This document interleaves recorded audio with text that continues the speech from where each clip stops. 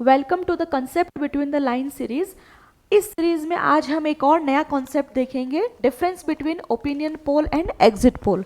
तो जैसा कि हम सभी जानते हैं कि जब कभी भी हमारे यहाँ इलेक्शन होते हैं तो इलेक्शन होने से पहले और इलेक्शन होने के बाद में वोटर्स और नॉन वोटर्स से कुछ हद तक ओपिनियन मांगी जाती है, कुछ उनके व्यूज़ मांगे जाते हैं इलेक्शन को लेकर, पॉलिसीज़ को लेकर, पॉलिटिकल लीडर्स को लेकर, इवन पार्टीज़ को लेकर। तो इनमें कुछ डिफरेंस होता है जो देखने से लगता है कि बिल्कुल सिमिलर है, लेकिन देखा जाए तो दोनों ही काफ़ी अलग अलग है। तो आज हम उसी डिफरेंस पे बात करेंगे कि what is the difference between opinion poll and exit poll. तो first opinion poll. Opinion poll generally जो है वो आपका इलेक्शन से पहले लिया जाता है। It is a pre election process, जो कि इलेक्शन से पहले लिया जाता है। वेयरएज जो एग्जिट पोल है ये आपका इलेक्शन के बाद में लिया जाएगा, इलेक्शन कंडक्ट होने के बाद में आपसे पूछा जाएगा। तो ये आपका फर्स्ट मेजर डिफरेंस है कि ये प्री इलेक्शन पोल है एंड एग्जिट पोल जो है आपका पोस्ट इलेक्शन पोल है। ठीक है।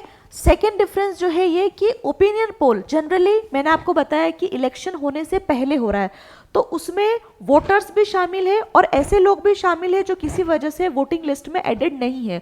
तो ओपिनियन पोल में जनरली देखा जाए तो वोटर्स प्लस नॉन वोटर्स दोनों की ही एक तरह से व्यूज जो है वो पूछे जाते हैं और वो शामिल होते हैं। ठीक है। वेरेज एग्जिट पोल में सिर्फ उन्हीं लोगों से राय ली जाती है जो फाइनली वोट देकर आए हैं। ठीक है। तो ये आपका सेकेंड डिफरेंस हो गया। थर्ड डिफरेंस कि ओपिनियन पोल के अंदर जो व्यूज मांगे जाते हैं वोटर्स से, या फिर जो वोट नहीं देने वाले हैं, या फिर जो लिस्टेड नहीं है उनसे, व्यूज़ जो है वो आपके वेराइटीज़ ऑफ इश्यूज़ पे पूछे जाते हैं। सिर्फ कौन जीतेगा या कौन हारेगा, विनिंग पोजीशन पे बात नहीं की जाती है, वेराइटीज़ ऑफ इश्यूज़ पे। फॉर एग्जांपल गवर्नमेंट की पॉलिसीज़ हो गई, किसी स्कीम के बारे में हो गई, या फिर कोई मेजर इश्यूज़ है, मेजर कंसर्न है, तो वाइड रेंज ऑफ इश्यूज़ पे जो है वो डिस्कशन किया जाता है इन ओपिनियन पोल, जो कि आपका प्री इलेक्शन होता है। वेयरएज एग्जिट पोल में सिर्फ और सिर्फ आउटकम को असेस किया जाता है कि आपने किस पॉलिटिकल पार्टी को वोट किया और आपको क्या लगता है कि कौन जीतेगा, दैट्स ऑल। ठीक है। ये आपका हो गया अनदर डिफरेंस।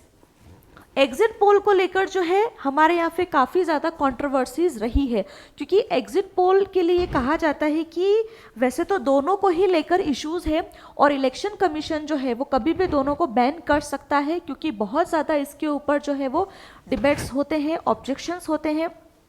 तो एग्जिट पोल को लेकर रिप्रेजेंटेटिव ऑफ पीपल्स एक्ट 1951 में भी एक प्रोविजन किया गया है, सेक्शन 126A।